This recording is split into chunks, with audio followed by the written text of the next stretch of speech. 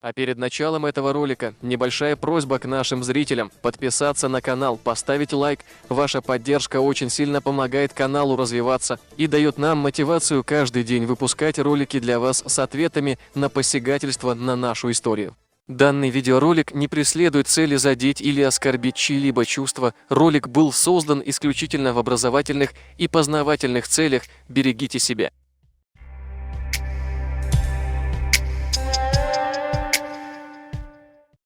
Обращение к блогеру мысли ислама. Хватит, ислам, ловить хайп на имени и узнаваемости чеченцев, говоря, что ты чеченец, хотя ты являешься ингушом, как это выяснилось недавно, в чем мы и не сомневались. В последнем эфире с ингушским блогером Абу Кавказом вы говорили о канадцах, хотя таких канадцев у вас в России немало. К примеру, Сулейман Имагожев. Об этом канадцы тоже все знают, и мы считаем, что будет правильней, если вы начнете говорить за ваших канадцев. Ладно, вы у меня просто самые лучшие. Недавно был случай в Москве, где ингуш убил своего любовника.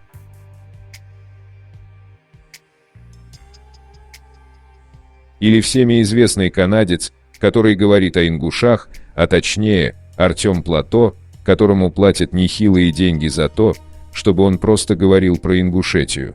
А Ингушетию никто не знает. И поэтому я за нее говорю.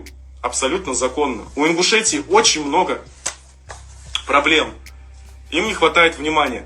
Есть еще один канадец, о котором помалкивают ингушские блогеры, а именно Ибрагим Чавкиев.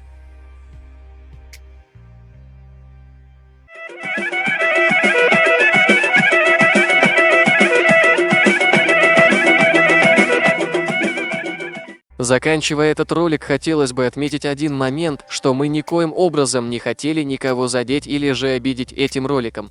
Свобода слова – вещь священная и неприкосновенная. Мы зацепились за этот момент, защищая свой народ и, как вы могли заметить, никого не оскорбляя и не унижая.